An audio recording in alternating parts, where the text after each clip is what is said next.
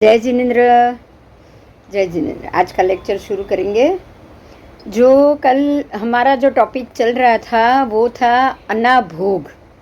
अभियोगे अनाभोगे, अनियोगे, अभियोगे अनियोगे और अनाभोगे। तो अभियोग, अनियोग और अनाभोग, ये तीन गाथा में आया था। राजा भी योग, अभियोग हमारे पास 6 प्रकार के अभियोग परमात्मा ने बताए हैं। एक है राजा भी योग, पहला कि जो राजा आदि के आदेश से अगर हमें कुछ काम करना पड़े जिसमें हमारी मर्जी ना हो, लेकिन राजा का हुक्म है तो मानना पड़े, उसको राजा भी योग कहा गया है। उसके बाद एक गणाभियोग, तो जो गण समुदाय है, जैसे कि अगर कोई सन्यासी है तो उसके गच्छाधिपति के आदेश से करना पड़े, अगर कोई समाज में है तो हमारे जो ज्ञाति और जो भी है उनके गण के गणाधि के आदेश से हमें ये करना पड़े। स्वजन कुटुंब समुदाय में पराधीनता से हमें ये काम करना पड़े, तो ये लगा गणाभियोग अतिचार। उसके बाद बलाभियोग, भाई जबरदस्ती परंपरा के कारण कि यही परंपरा है और परंपरा के अनुसार ही आपको चलना पड़ेगा, ऐसे बलपूर्वक भी अगर कोई कार्य हो तो उसको बलाभियोग कहा गया है। उसके बाद चौथा है देवाभियोग, भी कोई देव, कुष्ठ देवता, कोई नाराज देवता है, इसमें एक आगे एग्जाम्पल आएगा ही कि नाग कुमार देव, जैसे भवनपति के देव नाग कुमार देव होते हैं, वो बहुत जल्दी नाराज हो जाते हैं। और ये सारे भवनपति व्यंतर, वाण व्यंतर, ऐसे देवों के यहाँ से ये तकलीफ हो हमें मिलती है। तो ऐसे अगर किसी ऐसी व्यक्ति के कारण, अगर हमें देवों के कारण अगर कोई उपद्रव खड़ा हो और उनसे कोई तकलीफ हो और आपको जबरदस्ती देव को प्रार्थना करने के लिए भी ये काम करना पड़ा, उसको उससे भी अत्याचार लगता है। देखो, आप ये सोचो कि ये मुझे ये करना ही नहीं है, मैं ये गलत काम करना चाहूँगा ही नहीं, लेकिन ऐसे अभियोग से करना पड़ेगा, तो ये आपके नियम को बाधा पहुँची कि नहीं? बोलो, आपने ये सोचा हुआ है कि मुझे ये गलत काम करना ही नहीं है, लेकिन देव जबरदस्ती आपसे काम करवाना चाहे। और जैसे सीधी बात देखें तो कभी भी रामचंद्र ने ये सोचा ही नहीं था कि उसको किसी से लड़ाई करनी थी। 14 साल वनवास से उनको वापस ही आना था, लेकिन जबरदस्ती जब रावण खुद आके उनकी पत्नी को उठा के चला गया तब उनको लड़ाई करनी पड़ी। बलदेव वासुदेव को प्रति वासुदेव से लड़ाई इसीलिए करनी पड़ती, कोई ना कोई निमित्त खड़ा होता है। तो इस प्रकार से ये हो गया बलाभियोग। ऐसे ही हम बात कर रहे थे देवाभियोग की, भी दुष्ट देवता के उपद्रव के कारण आपको उनकी बात माननी पड़े और आपको जो नहीं मर्जी है या नियम के विरुद्ध जाके आपको अपने नियम को तोड़ना पड़े या कुछ उनका आधार भी लेना पड़े, उनके जाप वाप सब करने पड़े, तो उसके लिए भी अत्याचार लग सकता है, उसको अभियोग कहा गया है। उसके बाद गुरु निग्रह।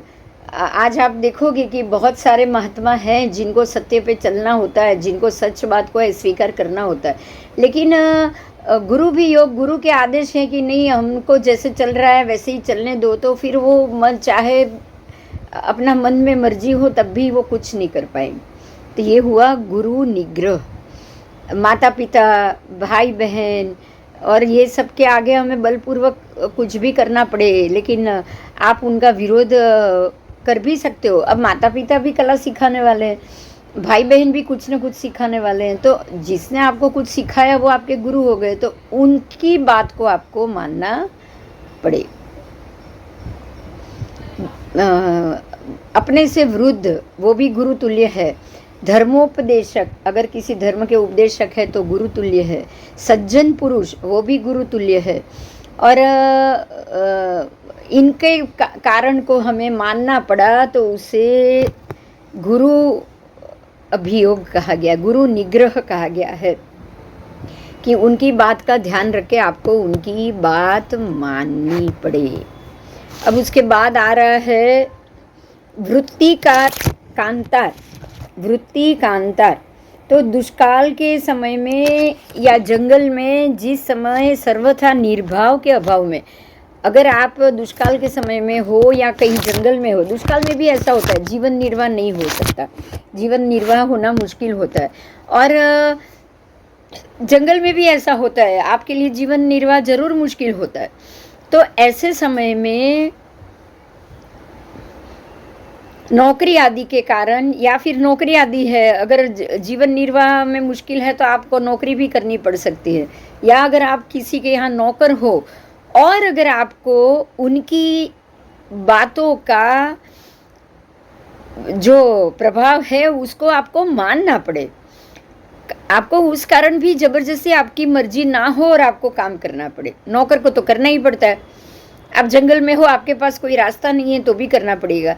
आपको गोचरी निर्वाह या आपको जीवन निर्वाह का सामान आपके पास नहीं है तब भी आपको करना पड़ेगा।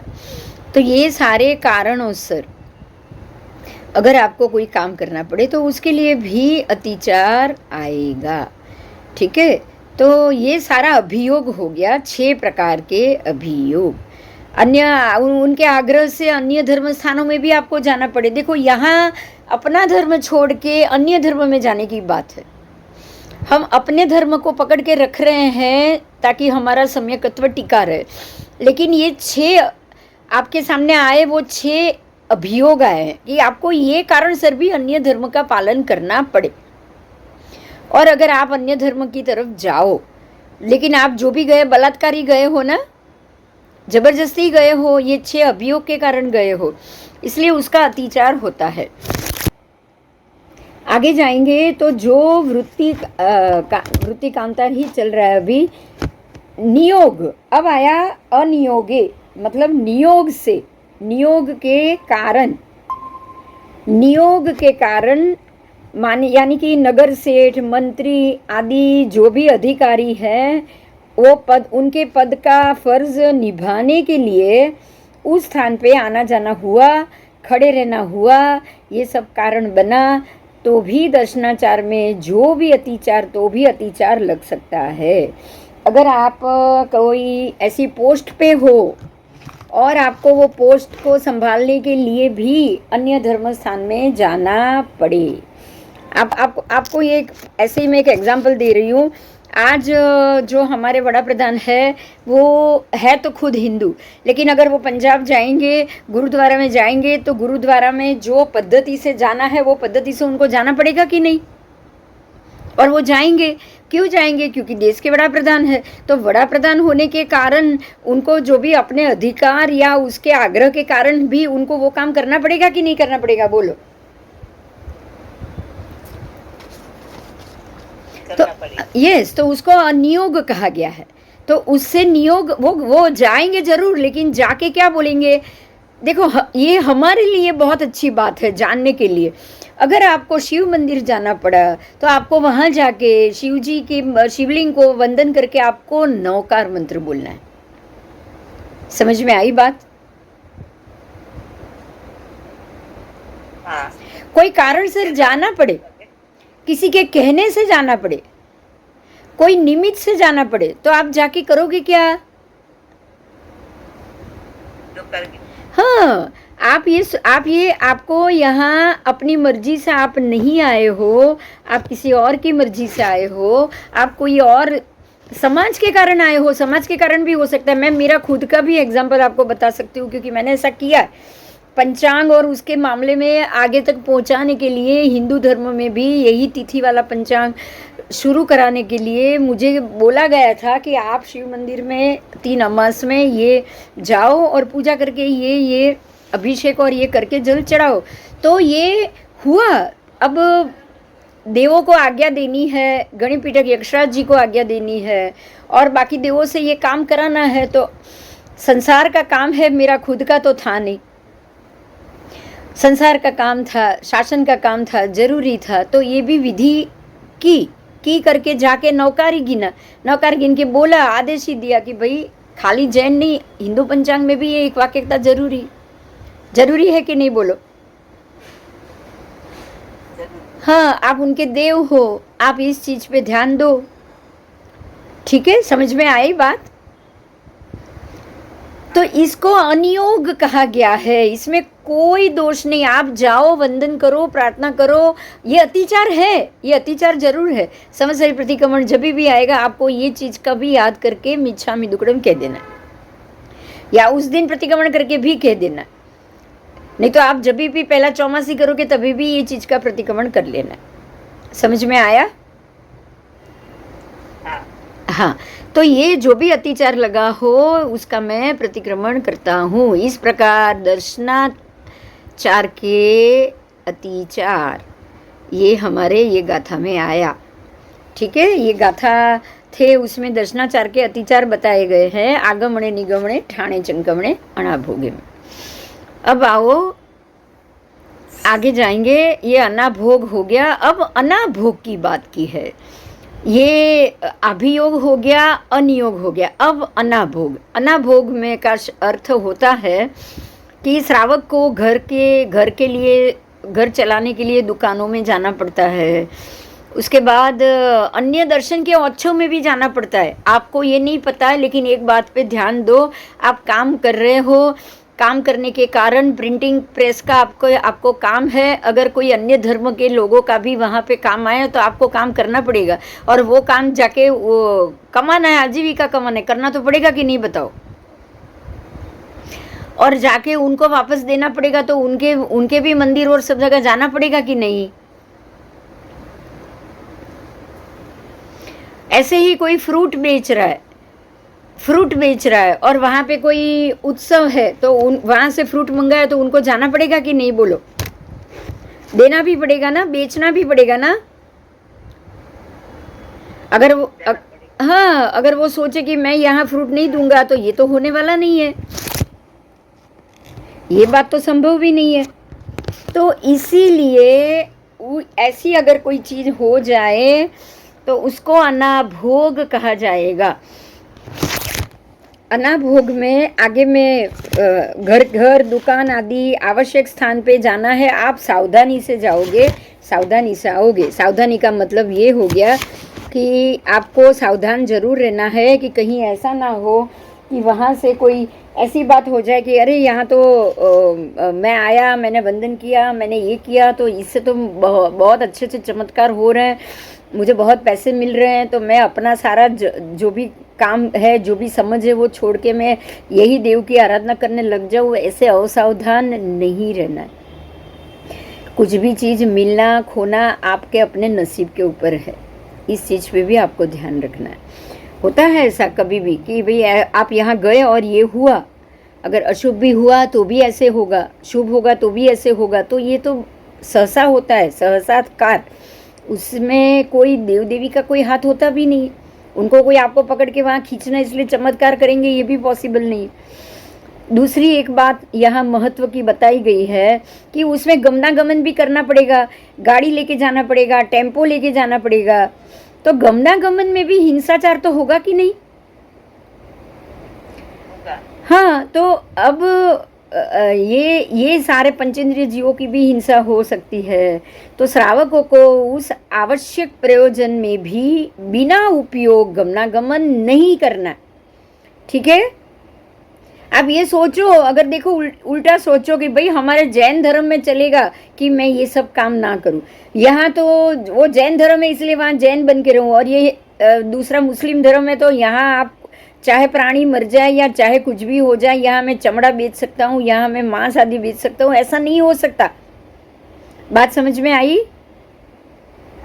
हाँ, आप ये नहीं कर सकते कि भाई यहाँ जैन धर्म है तो यहाँ जैन की चीज बेचो, यहाँ मुस्लिम है तो उसकी चीज बेचो, यहाँ हिंदू है तो उसकी चीज बेचो। आप ऐसा नहीं कर सकते।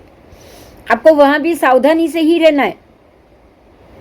आपको वहां कोई ऐसा बोल दे कि भाई आप मुझे थोड़ा चमड़े के ये बेल्ट वेल्ट या जूते के इतना आप उपलब्ध कराओ, तो आप उसको तुरंत कह दोगे कि भाई देखो मेरे पास ये काम नहीं, बताओगे आप, मेरे से ये नहीं हो पाएगा, मैं ये काम नहीं करता हूँ। ये सावधानी तो रखनी ही पड़ेगी। ऐसा नहीं कि चलो धंधा कर हो रहा है, पैसा हो रहा है तो ये चीज आने दो, ऐसा नहीं चलेगा। बात समझ में आ रही है? हाँ, ये हमें समझना पड़ेगा।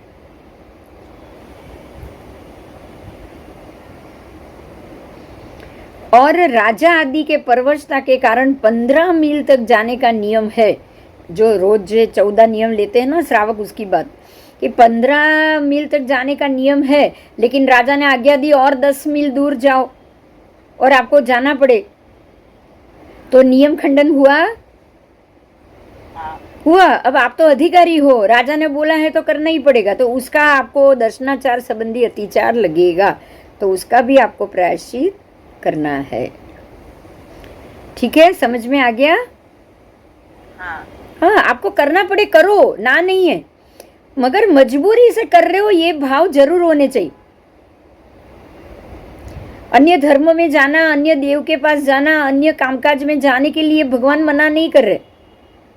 भगवान ये चीज के लिए जरूर मना कर रहे हैं कि आपको ऐसी कोई भी जगह जाने के बाद आपको सावधान रहना है। सावधान आपको जरूर रहना है। ये प्रवृत्ति करनी पड़े तो की बरोबर की कर दी, ठीक है, लेकिन अतिचार तो लगेगा ही लगेगा। आप ये नहीं समझ सकते कि आप पाप से मुक्त हो। तो ये हुआ। अब महत्व की गाथाएं शुरू हो रही है।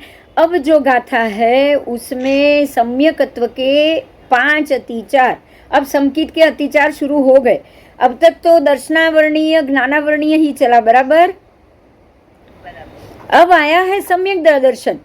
सम्यक दर्शन आ गया हो तो आपको कितना गाफिल नहीं रहना है, ये आपके लिए यहाँ बताया गया है। आप बिल्कुल भी अगर हम बोलते ना जागृत नहीं रहे ना, तो समझो कि आई हुई सारी चीज खत्म हो जाएगी। शंका कंख विगिच्छा पसंसतः संतवो कुलिंगिसु, बस ये एक ही लाइन में सम्यकत्व के 5 अतिचार आ गए। शंका मतलब परमात्मा ने बोला है वो सच नहीं है, पता नहीं होगा कि नहीं। भगवान ने तो कह दिया कि पृथ्वी जमीन पे है, अब तो हम तो आकाश में ही पड़ रहे हैं, तो अब भगवान ने कहा है पता नहीं होगा, हो सकता है वो दूसरी पृथ्वी हो, हम तो ये आकाश में ही है, आज साइंस बता रहे तो वही सही। बोलो कितने लोगों को भगवान की बात पे शंका हो सकती है? कितने सारे लोगों को समझ में आता है आपको? जो स्कूल में पढ़े वो तो समझ रहे हैं, लेकिन महात्माएं भी बहुत सारे यही समझ रहे। ऐसे परमात्मा के वचन पे शंका आएगी तो क्या लगेगा? सम्यकत्व को अतिचार लगेगा कि नहीं? तो जिन वचन में शंका, भगवान ने कह दिया है यही भरत क्षेत्र है, यही भरत क्षेत्र है, बस। भगवान ने ये तो नहीं कहा है ना कि हमारा भरत क्षेत्र और पूरी जम्बू द्वीप और पूरे 2.5 द्वीप आकाश में घूम रहा है, ऐसा भगवान ने तो कहा नहीं था। उन्होंने तो कहा है सूर्य चंद्र घूम रहे, बस उनकी बात मान लेनी। अगर उनमें शंका की तो ये अतिचार लगेगा। अन्य धर्म की इच्छा करनी, अन्य धर्म में बहुत सारे देव जागृत है, शिव जी की भक्ति करोगे तुरंत 2 दिन में रिजल्ट मिल जाएगा। यहाँ ये करोगे तो आप फॉरवर्ड भी कर देते हैं ना हम बहुत सारी बातें व्हाट्सएप पे कि ये आप 10 लोगों को फॉरवर्ड करोगे तो ये हो जाएगा, ये हो जाएगा। हनुमान जी का फोटो है, आप फॉरवर्ड कर लोगे तो आपका ये काम हो जाएंगे, 10 दिन में अच्छी बात समाचार मिलेगा। ये सब नहीं करना है, उनको नहीं करना। अन्य धर्म की इच्छा करनी, इन अन्य धर्म की इच्छा तब हो ही जाएगी जब उससे फल मिलेगा, तो अपने आप इच्छा हो जाएगी। होगी कि नहीं बताओ? होगी। आपको मिला है पुण्य के कारण, आपको मिला है अपने धर्म और उसमें श्रद्धा अब तक रखी थी उसके कारण, और अब आपने ये पुण्य सब मिल गया, अब आप सारी चीज को खराब कर रहे हो। तो अन्य धर्म की इच्छा करना, विगिच्छा यही सबसे बड़ा। और प्रशंसतः ये लोगों की प्रशंसा करना। विगिच्छा आपको दूसरे गच्छ में जाना, दूसरे धर्म में जाना और उनकी प्रशंसा करना। ठीक है, ये दोनों आ जाएगा। अन्य धर्म की इच्छा करना, उसके बाद है फल में संदेह करना, अथवा साधु साध्वी के मलिन वस्त्र या अंग की दुगंछा करना। उसके बाद मिथ्यात्व की प्रशंसा करना और कुलिंगी का परिचय करना। कुलिंगी मतलब जो अशुभ लिंग वाले हैं वो, दुराचारी है, अशुभ लिंग वाले, जैसे कि आज आपको पता है बहुत सारे बाबा जैसे आसाराम बापू और ये आपको वो पता ही है कि ये बिल्कुल हम बोलेंगे कि लोगों की जिंदगियों से खेलने वाली व्यक्ति है, और आप उनके बातें बहुत अच्छी लगती है और आप उनकी जो व्याख्यान माला है उसको सुनते जाओ, बोलो चलेगा? बताओ। जो पंचमावृतधारी है उसकी ही बातें सुनोगे तो ही आपके अंदर पंचमावृत या उसके लिए मान जागेगा। आज काजल ओझा आके कुछ भी बोल रहे जैन धर्म के लिए और आप मानते हो, और आप उनकी बातें सुनने के लिए हॉल में और उनके वक्तव्य में जाकर बैठते हो। क्यों? आपको महात्मा की बातों में समझ नहीं आती है? महात्मा पूछ लेते हैं कि क्या क्या कर रहे हो, वहां जाते हो तो महात्मा पूछते हैं कि पूजा चालू की कि नहीं, सामयिक प्रतिक्रमण करते हो कि नहीं। वो जवाब देने में डर लगता है इसलिए नहीं जाते हो ना। सच बात तो ये है, हाँ सच बात ये है, हम इसीलिए नहीं जा रहे। और दूसरे धर्म वाला तो पूछेगा ही नहीं, खुद ही सामयिक प्रतिक्रमण जो नहीं कर रहे वो आपको पूछेगा कि आप करते हो कि नहीं, बताओ। वो तो पूछेगा ही नहीं, और वो ही आपको अच्छा लग रहा है, तभी तो आप दूसरे के पास जाते हो, क्योंकि वो आपको एक भी सवाल नहीं कर रहा है। तो मिथ्यात्व की प्रशंसा करना और कुलिंगी का परिचय करना, ये सबसे बड़े अतिचार। तो 5 अतिचार हो गए।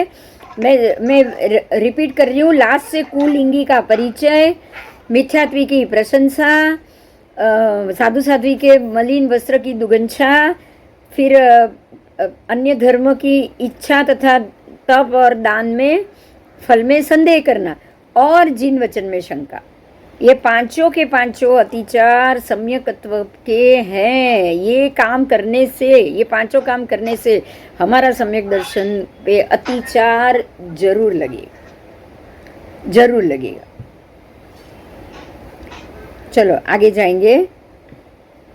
शंका सम्यकत्व के यहाँ सर्वप्रथम सम्यकत्व का स्वरूप। अच्छा, अब ये शंका कंका 5 अतिचार तो कह दिया, अब सम्यकत्व का स्वरूप क्या है वो समझाया है। उसके बाद ही अतिचार समझ में आएगा हमें। तो सम्यकत्व का जो स्वरूप है वो जब आत्मा में दर्शन मोहनीय कर्म का उपशम आदि भाव उत्पन्न होता है, तब श्री अरिहंत प्रभु और जीव अजीव आदि 9 तत्वों पे सम्यक श्रद्धा होती है। बात समझ में आई? जब हमारे अंदर ये बदलाव आएगा, मनुष्य के अंदर ये बदलाव आएगा और दर्शन मोहनीय कर्म का उपशमन होगा, उसका शमन होगा या उपशमन होगा। दर्शन मोहनीय का, दर्शन मोहनीय क्या है? तो श्रद्धा में शंका, यही पांचों चीज आ जाएगी। शंका, आशंका और अन्य धर्म की प्रशंसा, या फिर उससे फल मिल रहे हैं तो वो फल के लिए उधर चला जाना, जहाँ फल मिले वहाँ चला जाना। ये सारी चीज आपको एक जगह टिकने नहीं देगी, बराबर? तो ये पांचों चीज से आप सम्यक दर्शन में टिक नहीं सकते हो। अब अगर ये 5 चीज आपने निकाल दी अपने सोच से कि भाई अरे कुछ भी हो, सब कर्म के अधीन। देखो कैसे सोच से निकालोगे, ध्यान दो। सब चीज कर्म के अधीन है कि नहीं, बताओ? नसीब और समय से पहले हमें कोई चीज नहीं मिल सकती, ये 2 चीज तो हम मानते हैं। हाँ, अब अगर ये 2 चीज मानते हैं तो कोई जादू तो होगा नहीं तप और फल की इच्छा में, बोलो। अगर कोई जादू तो होने वाला नहीं है, आप कुछ भी करके फल पॉजिटिव चाहिए तो मिलने वाला तो है नहीं, तो फिर आप अन्य लिंग की प्रशंसा क्यों कर रहे हो? क्योंकि वहां पे भी तो नसीब से ही मिलने वाला है ना, समय पे ही मिलने वाला है, बराबर? और यहाँ भी समय और नसीब पे मिलने वाला है। ना कुछ समय से पहले मिलता है, ना कुछ बिना नसीब का मिलता है। अब नसीब का ही मिलना है तो या आप जैन धर्म में हो या अन्य धर्म में हो, कोई फर्क पड़ता है, बताओ? नहीं। तो अब ये बात समझ में आ गई आपको कि हर एक जीव अपने कर्म के अधीन है और अपने अपने कर्म के अनुसार ही वो फल प्राप्त करता है। तो उसके लिए क्या हमें अपने कर्म के सिद्धांत को छोड़ के दूसरे कोई सिद्धांत में जाना चाहिए? आप अगर ऐसा करोगे, दो बात सोचो, आपने ये काम किया कि भाई एक मिनट,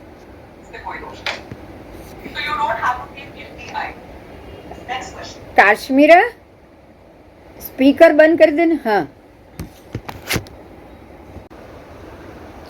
अब हमारे पास जो सबसे बड़ी बात ये है कि जब सारी चीज कर्म के ही अधीन है, सारी चीज हम नसीब और कर्म और पुण्य के कारण ही प्राप्त करते हैं, तो फिर वो आप जैन धर्म में हो या आप अन्य धर्म में हो, तो यहाँ धर्म तो आ ही नहीं रहा है। बराबर बराबर। तो अब हमें ये जो बात थी कि अन्य धर्म की इच्छा और दान आदि फल में मिलने वाला संदेह, ये तो अपने आप निकल गया। अब संदेह ही निकल गया तो हमारे धर्म से हम बाहर निकल जाए और दूसरे धर्म में चले जाए, ये तो बात आएगी नहीं ना, कारण तो है ही नहीं। दूसरी बात, जिन वचन में शंका। अब आप जिन वचन में शंका कब करोगे, जब पहले तो यही नहीं मानोगे कि कर्म के सिद्धांत के अनुसार ही सब मिल रहा है। उसको नहीं मानोगे तो ही शंका आएगी कि नहीं, बताओ। उसके लिए भी बहुत इजी बात है, आपको है ना जगत के लोगों को देखना है। आप ऐसे देखो कि बहुत सारे ऐसे लोग हैं जो परमात्मा या पूजा या मानते ही नहीं, नास्तिक है, भगवान को भी नहीं मानते, और बड़े बड़े अब्बजोपति बन के बैठे हैं। बोलो है कि नहीं? है।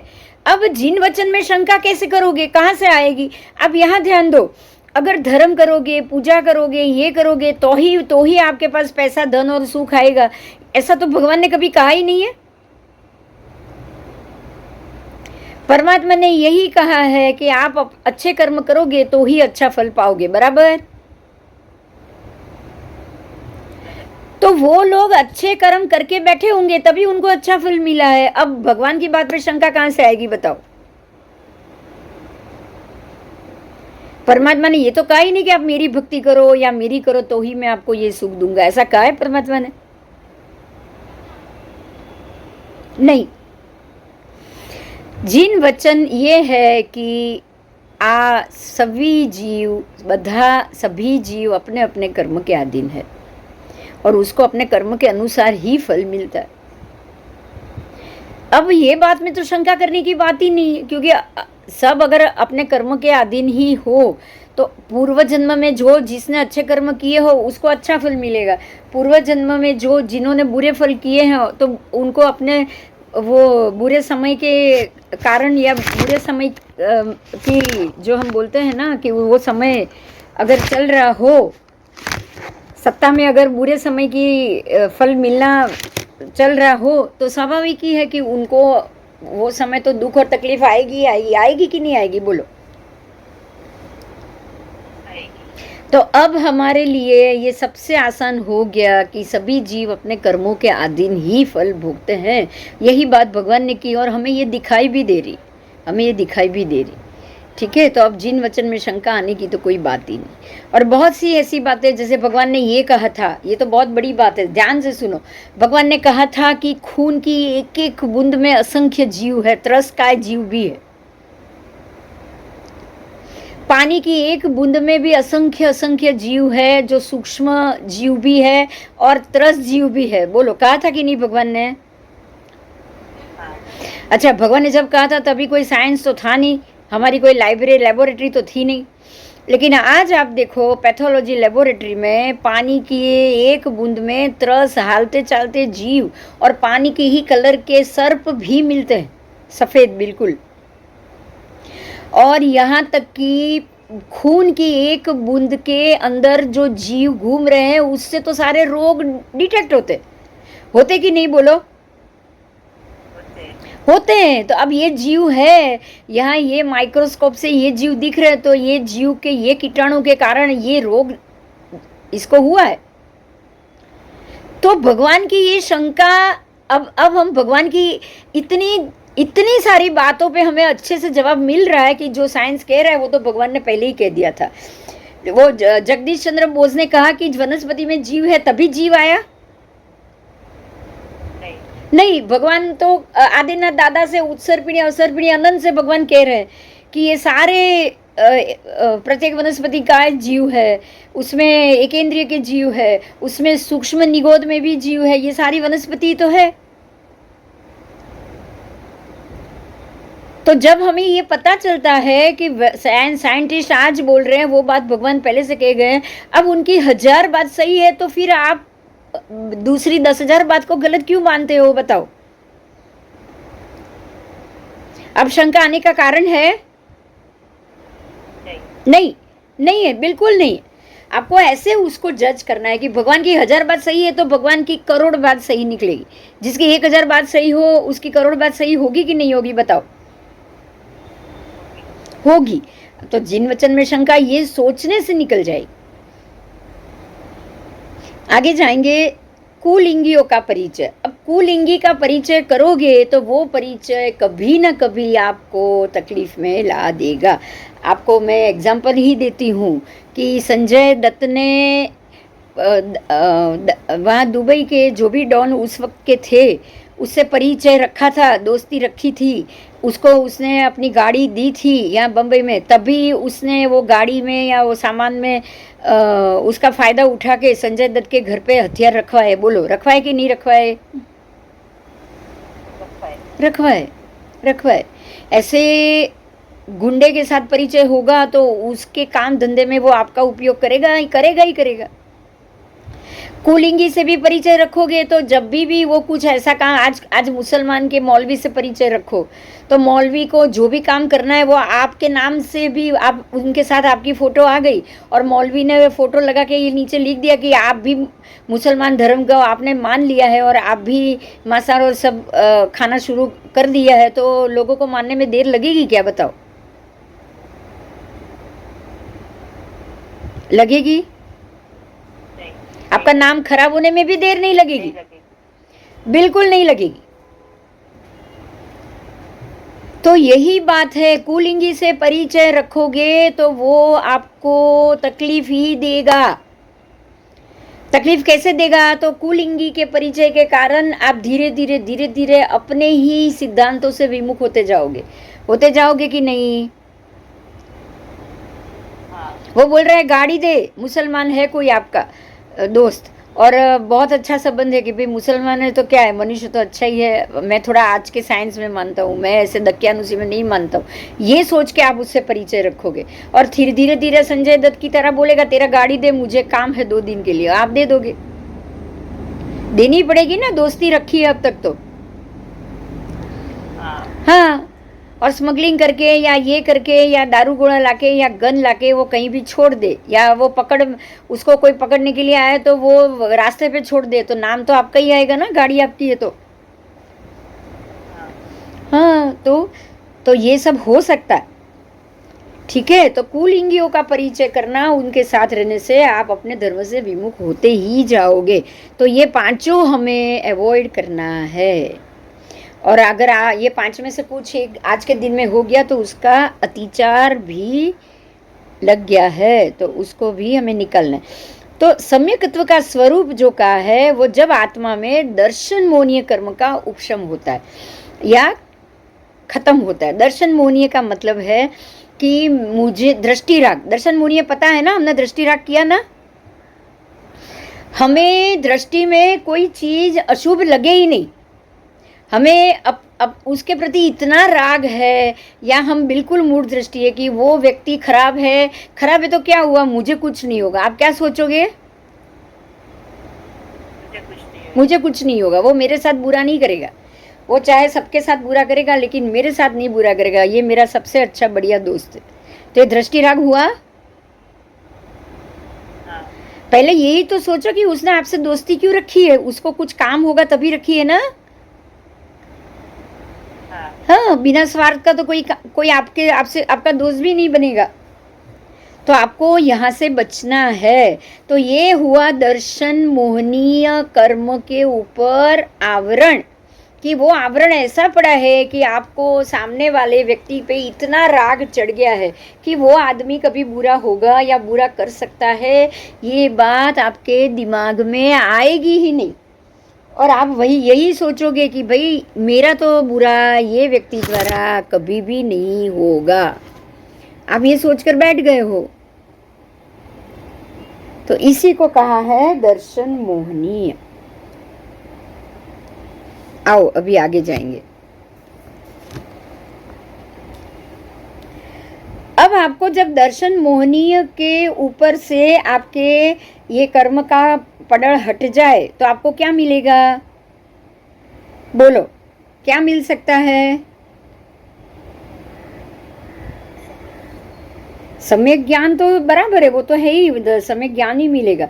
लेकिन सबसे पहले आपके ऊपर से जब ये पड़ल हट जाए तो परमात्मा के ऊपर सबसे पहले भरोसा आएगा, श्रद्धा आएगी। आएगी कि नहीं बताओ?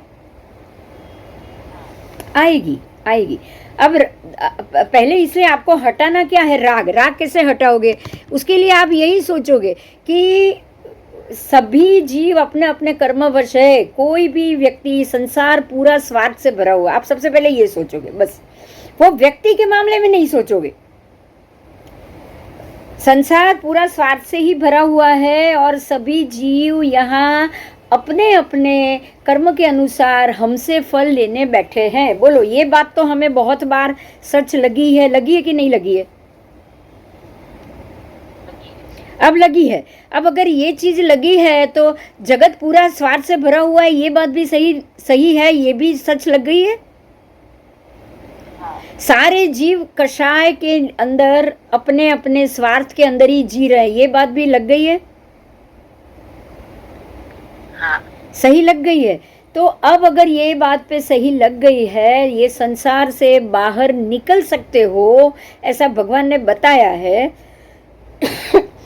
अगर ये बात पे श्रद्धा आ जाए ना हमको कि परमात्मा की इतनी बात कही है, तो परमात्मा ने ये भी कहा है कि जीव संसारी जीव है, वैसे मुक्त जीव भी है, ये तो हमने पढ़ लिया। बोलो, इस बात पे भी श्रद्धा हो गई कि मुक्त जीव भी होते हैं। तो अब भगवान की ये बात इजी समझनी हो जाएगी कि जीव भी है, अजीव भी है, पुण्य भी है, पाप भी है। फिर बंध, आश्रव, संवर, निर्जरा, बंध, मोक्ष, ये भी है। ये भी समझ में आ गया? अगर जीव है, अजीव नहीं है, तो जीव शरीर पामेगा कैसे? तो अजीव तो हो ही गया। कंफर्म है? कंफर्म है। मैं ये बिंदु अभी बैठी है, बोल रही है, अभी अगर मर जाए और अंदर से प्राण बाहर निकल जाए तो मेरा शरीर अजीव होगा कि नहीं होगा? होगा। तो जीव अजीव। अब पुण्य पाप के कारण ही आपको शुभ अशुभ फल मिलता है। अब हर एक डॉक्टर एक जैसा ही, अगर डॉक्टर होने से एक जैसी इनकम होगी तो हर एक डॉक्टर जो सर्जन है, जो एक ही हार्ट के ही सर्जन है, तो सबको एक जैसी इनकम होनी चाहिए?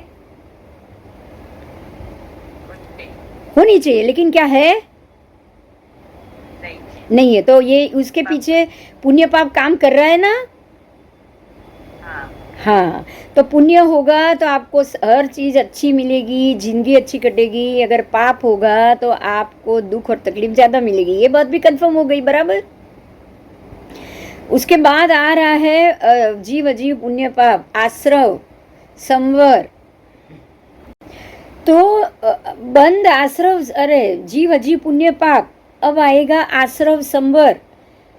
मतलब ये हुआ कि अगर मेरे नसीब में पुण्य ज़्यादा है तो वो मैं भोग रहा हूँ, लेकिन अगर पाप ज़्यादा है तो मुझे अब ये पाप को कैसे घटाना है?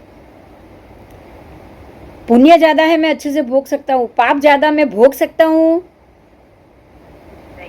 तो मुझे अपने पाप के जो दलिये हैं वो आत्मा से कैसे हटाना है? तो उसका रास्ता ढूंढोगे,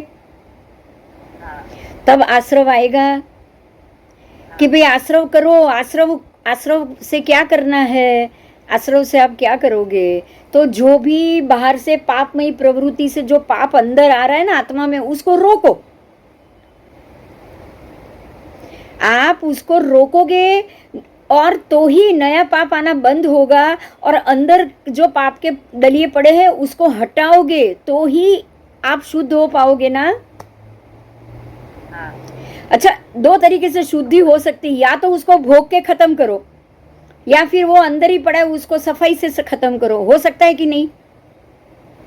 हो सकता है। हो सकता है, हो सकता है। खिड़कियां खराब हुई है, या तो उसको साफ करो या फिर चौमासे का इंतजार करो, बारिश से अपने आप साफ होगा। दो में से एक चीज तो हो सकती है ना। तो अब आपको क्या करना है, पाप के दलिये को हटाना है। तो बाहर से दूसरी पाप जो अंदर आ रहा है उसको रोको, तो पापमय प्रवृत्ति से बाहर निकलोगे तो ही नया पाप चढ़ेगा नहीं। और फिर ध्यान साधना और ये सब करने मतलब संवर करो, संवर करने से अंदर के पाप धुलेंगे। बराबर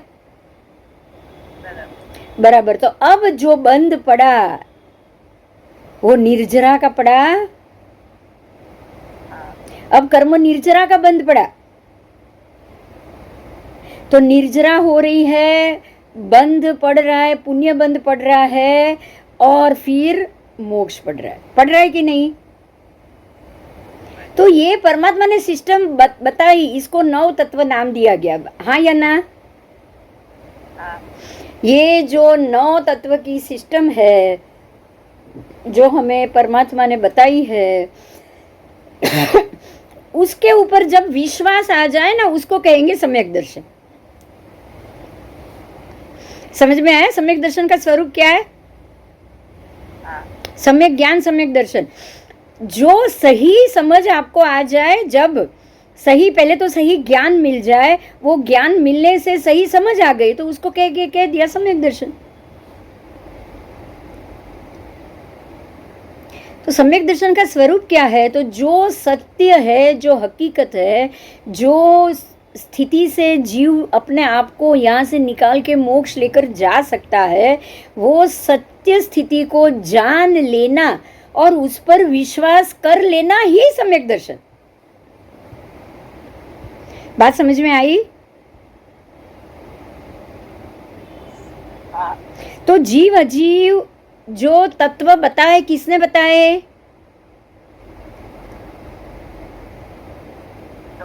अरियन परमात्मा ने बताए।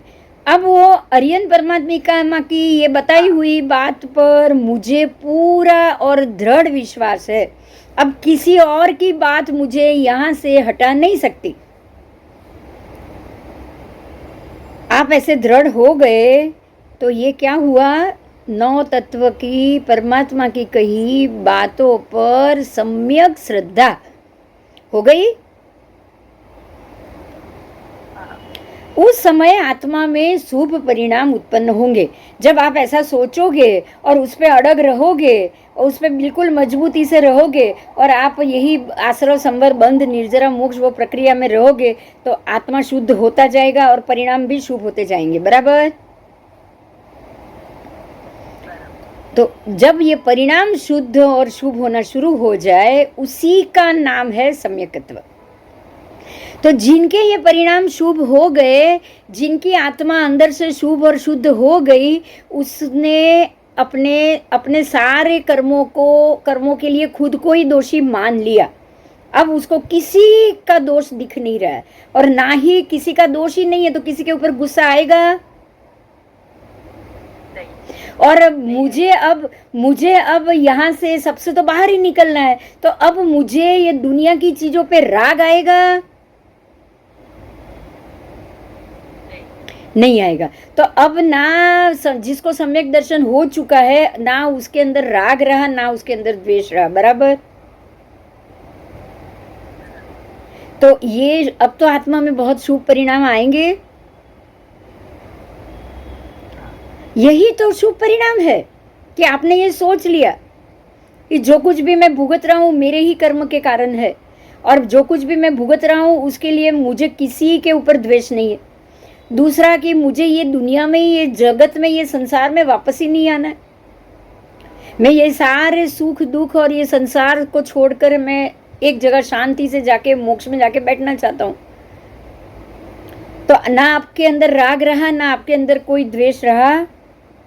मतलब ये कि आत्मा में शुभ परिणाम आ गया, और आपकी आत्मा शुभ परिणाम से भरने के कारण आपको समकित प्राप्त हो गया। बात समझ में आई?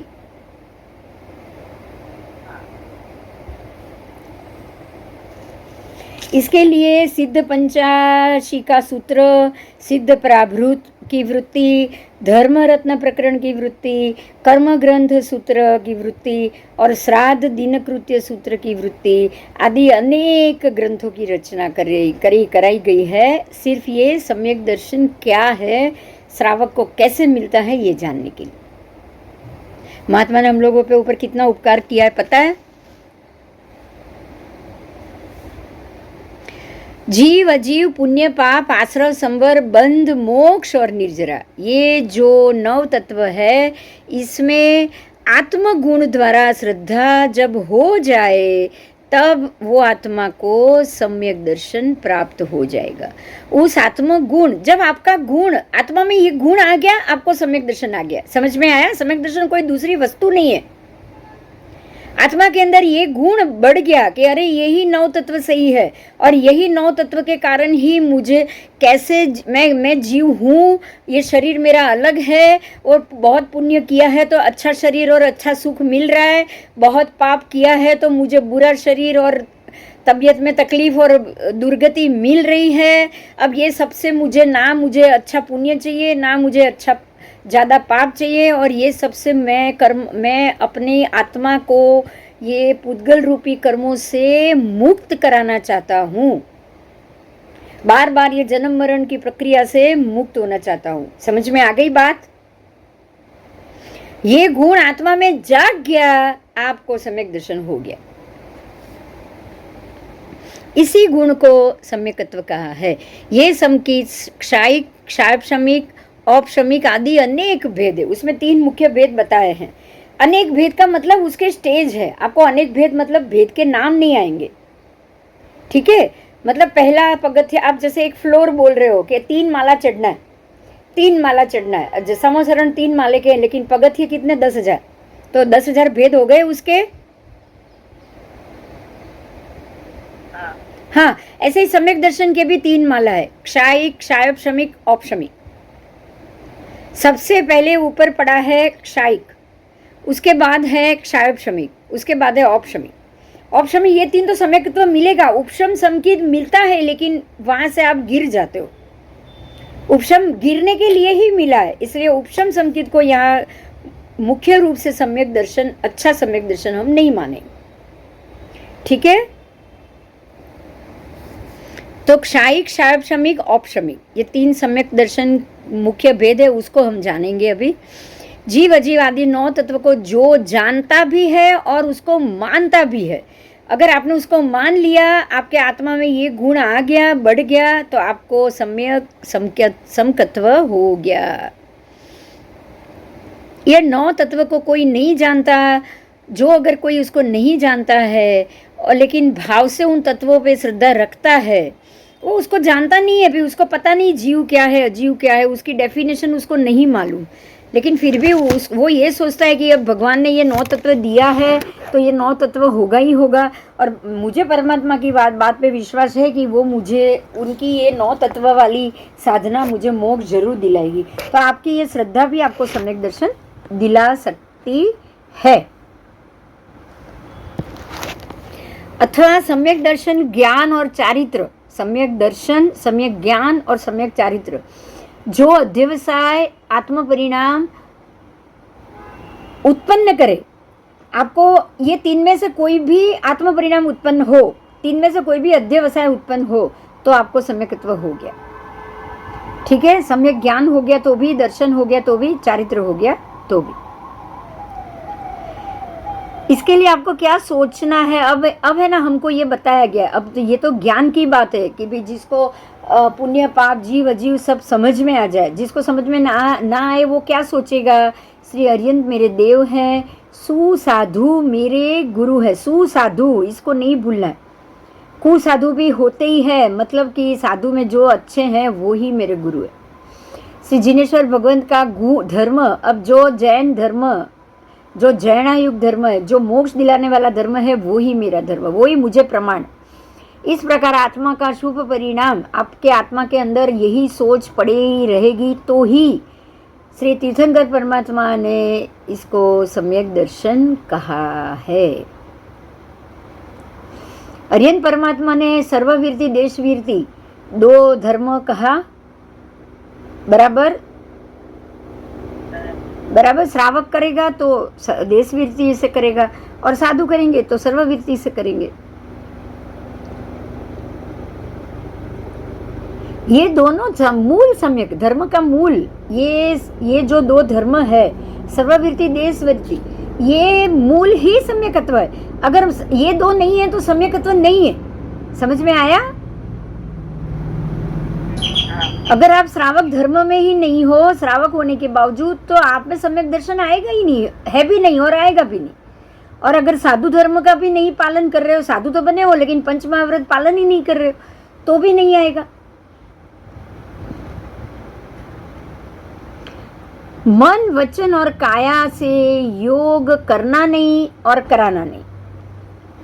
ये दो में क्या आएगा? तो कि मन वचन काया से मुझ में कोई योग ना करना चाहता हूं ना कराना चाहता हूं। इससे ऐसे दो प्रकार और तीन प्रकार, और ना कोई करेगा तो उसको अच्छा भी बोलूंगा, अनुमोदना भी नहीं करना चाहूंगा, ये भी हमको सोचना। ठीक है, तो मूल गुण रूप 5 अणुव्रत स्वीकार। मूल गुण और उत्तर गुण, मूल गुण में पंच महाव्रत और उत्तर गुण में 153 कर्म प्रकृति है। समझ में आई ये बात? मूल गुण में 5 महाव्रत है और उत्तर गुण श्रावकों के लिए उसमें 154 153 कर्म प्रकृति आ गई। ये उत्तर गुण हो गया। उसका अगर आप पंच महाव्रत और अणुव्रत स्वीकार करोगे, मतलब नियम में आओगे। जब तक नियम में नहीं आओगे सम्यक दर्शन, क्योंकि नियम में नहीं हो तो आप कभी भी बदल जाओगे। बोलो, बदलोगे कि नहीं?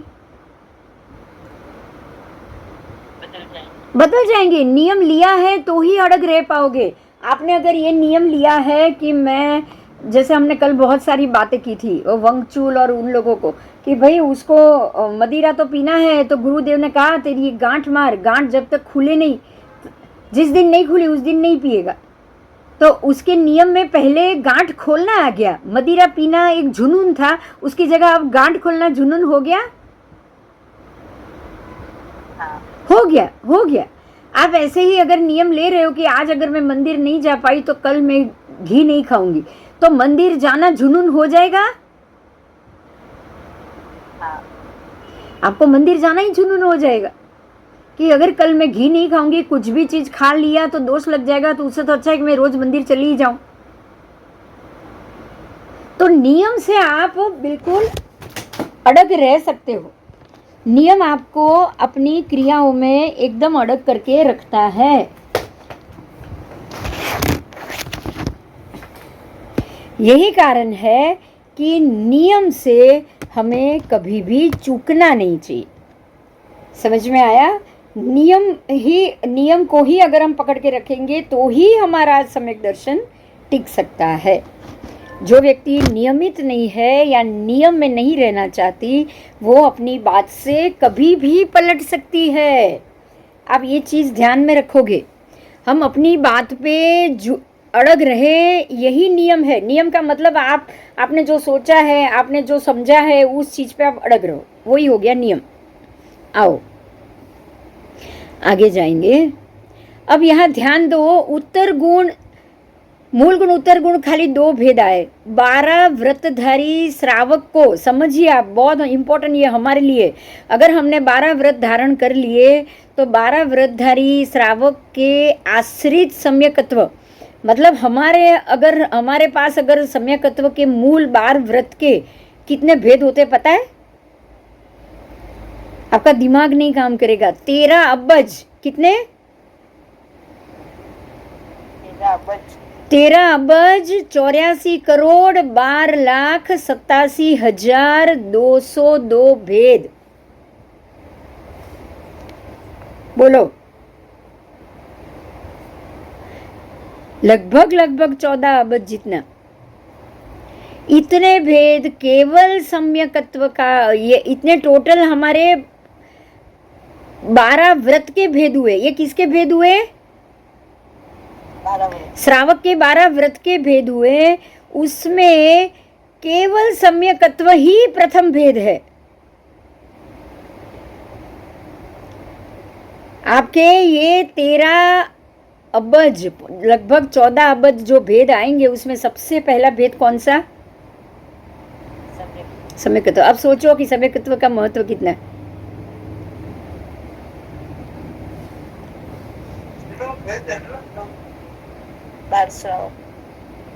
ये सम्यक्त्व रूपी भेद अगर ना हो तो बाकी के भेद में से कोई भेद नहीं रहेगा।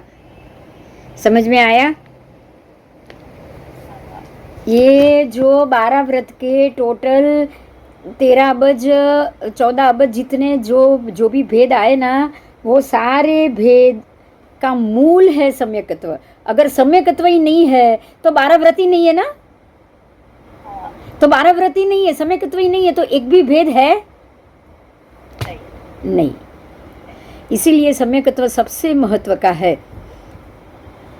इसीलिए सम्यक्त्व को ही परमात्मा ने धर्म का मूल कहा है। क्या कहा है? धर्म का मूल। अब ये सम्यक्त्व यदि कठिनाई से प्राप्त होता है, अति कठिनाई से प्राप्त होता है ये सम्यक दर्शन, तो लेकिन भगवान जिनेश्वर भगवान कथित सर्ववीरति और देशवीरति धर्म का मूल सम्यक्त्व है। तो अगर हमने ये जिनेश्वर भगवान कथित सर्ववीरति या देशवीरति को अपना लिया तो अब हमारे लिए आसान हो जाएगा।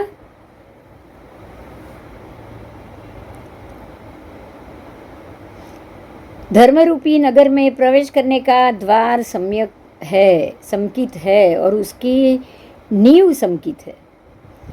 प्रभु कथित धर्म का आधार ही समकित है। श्रुत रूप अमृत रस का झरना का भाजन समकित है। मतलब अगर श्रुत रूप आप झरने का भाजन करना चाहो तो बिना समकित आप कर ही नहीं पाओगे। समस्त गुणों का निधान समकित है, ऐसा भगवंतों ने कहा है। अब समझ में आया सम्यक्त्व का महत्व क्या है? एक तो अति कठिनाई से प्राप्त होता है, से सर्ववीरति देशवीरति धर्म का मूल है सम्यक दर्शन। धर्म रूपी नगर में प्रवेश करने का परवाना ही है सम्यक दर्शन। आएगा तो ही आप धर्म में प्रवेश कर पाओगे, नहीं तो नहीं। तब तक तो आपका धर्म है ही नहीं। धर्म रूपी महल की नींव सम्यक दर्शन नहीं टिका, पहली ईंट सम्यक दर्शन, वो नहीं लगी तो दूसरी ईंट लगेगी क्या? नहीं। प्रभु कथित धर्म का आधार ही समकित है। भगवान ने जो कुछ भी कहा है सम्यक दर्शन का ही आधार देके किया है। भगवान की हर एक बात का आधार सम्यक दर्शन है। श्रुत रूप अमृत रस का झरना, आप जो भी व्याख्या, अच्छा श्रुत, सम्यक श्रुत कैसे मिलेगा? आप श्रुत तो कुछ भी होता है, समकीति का श्रुत सम्यक श्रुत बन जाता है, बराबर। और समस्त गुणों का निधान, मतलब गुणों की उत्पत्ति, आत्मा के गुण, आत्मा के अंदर गुण भरे हुए हैं। ये गुण को बिना सम्यक तो जागेंगे ही नहीं। जागेंगे क्या बताओ? अभी भी सोए हुए पड़े, सम्यक दर्शन नहीं है तब तक तो सोए हुए पड़े, तभी तो हम भटक रहे। अगर सम्यक दर्शन हो जाएगा तो ही ये गुण जागेंगे। बिना सम्यक दर्शन आत्मा के 8 में से कोई गुण नहीं जाग सकता। ये बहुत बड़ी बात है, बराबर। अब इसका फल सम्यक क्या है पता चल गया। अब उसका फल क्या है वो बताया। अनादिकाल से भव चक्र में परिभ्रमण करने से संसार का अंत जो जीव प्राप्त नहीं कर सकते हैं, ऐसे जीव को अंतर मुहूर्त में, मतलब कि 2 घड़ी में, एक समय कम तक भी अगर सम्यक्त्व प्राप्त किया हो तो निश्चय से वो जीव अर्धपुद्गल परावर्त काल के कुछ कम संसार ही शेष रहेगा। फिर से बोल रही हूँ, आप अनादिकाल से भटक रहे हो, लेकिन अगर आपको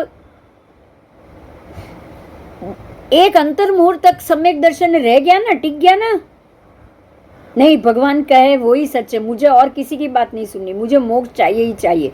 एक अंतर मुहूर्त 48 मिनट तक भी अगर आपके दिमाग में ये बात टिक गई ना, तो आप अर्धपुद्गल परावर्त काल में प्रवेश कर जाओगे।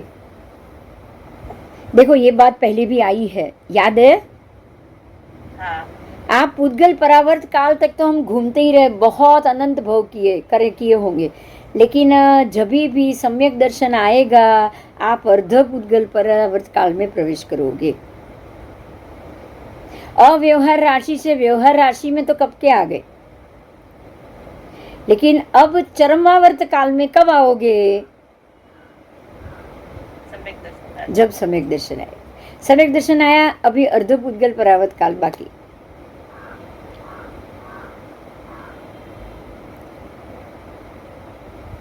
और उसके बाद अर्धपुद्गल परावर्त काल के बाद क्या होगा? मोक्ष। चलो कितना इजी हो गया है ना। तो सम्यकत्व तो हमको चाहिए। अब हमारी सारी दौड़ किसके पीछे होनी चाहिए? सम्यकत्व के पीछे। आओ, सम्यकत्व प्राप्त करने से पूर्व आने वाले जन्म का आयुष्य बंधन ना किया हो, समझो। मुझे अभी मान लो कि मैंने आने वाले जन्म का आयुष्य बंधन नहीं किया है और मुझे सम्यकत्व प्राप्त अभी तक नहीं हुआ है या नहीं हुआ है, तो तब तो कोई सम्यकत्व प्राप्त हुआ ही नहीं है, तो अब तो मुझे पुद्गल परावर्त काल तक घूमना ही है। लेकिन अगर मैंने सम्यकत्व प्राप्त कर लिया है और मेरा जन्म आयुष्य का बंध बाकी है कि अभी मुझे कौन से जन्म में जाना है,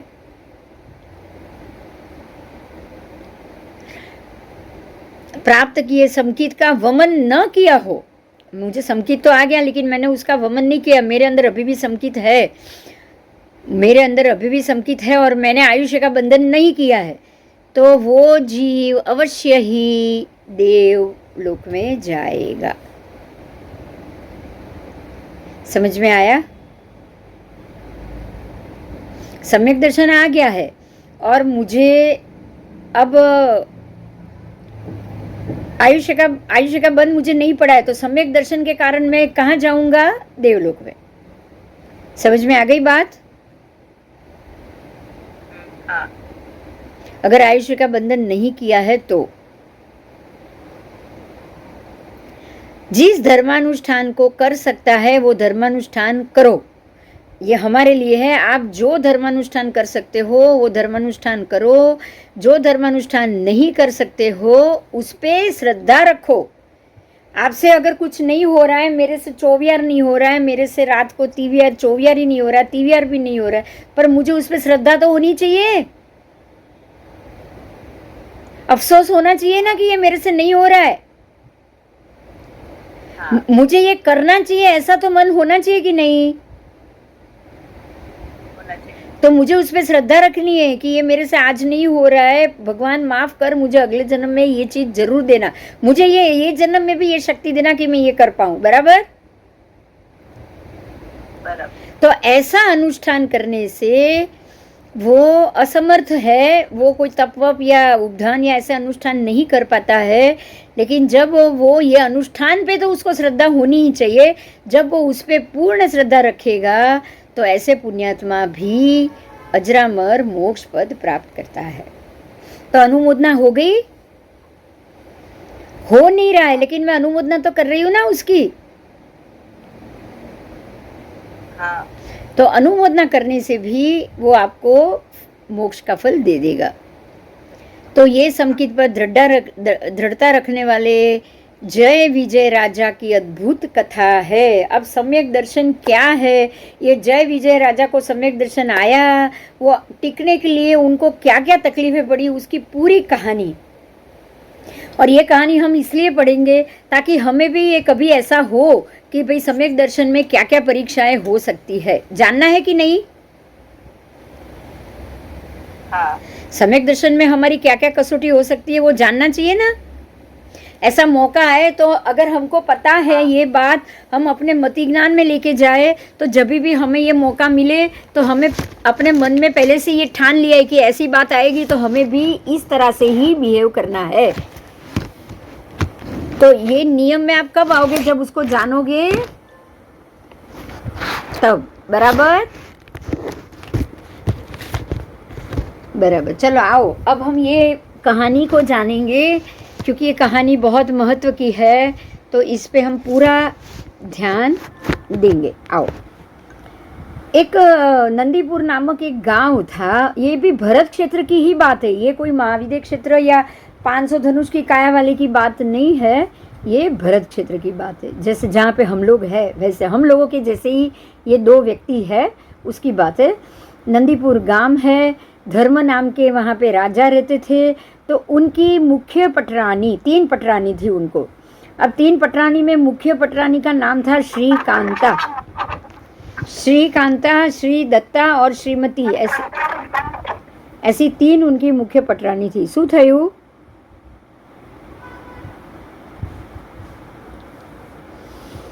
अब उसमें से प्रथम जो मुख्य पटरानी श्रीकांता थी उसने जय कुमार नाम के पुत्र को जन्म दिया, और जो दूसरी पटरानी थी श्री दत्ता उसने विजय कुमार नाम के पुत्र को जन्म दिया। ये दोनों भाई हैं, माता अलग है, पिता एक ही है।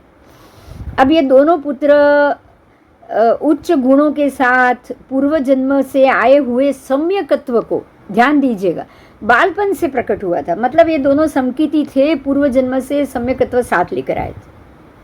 तो समकित लेकर अगर आप दूसरे भव में जा रहे हो तो वहाँ आपके सामने आपके कर्म की क्या क्या कसौटी होती है, और अंतिम भव है ये दोनों का, दोनों सम्यक दृष्टि दोनों का ये अंतिम भव।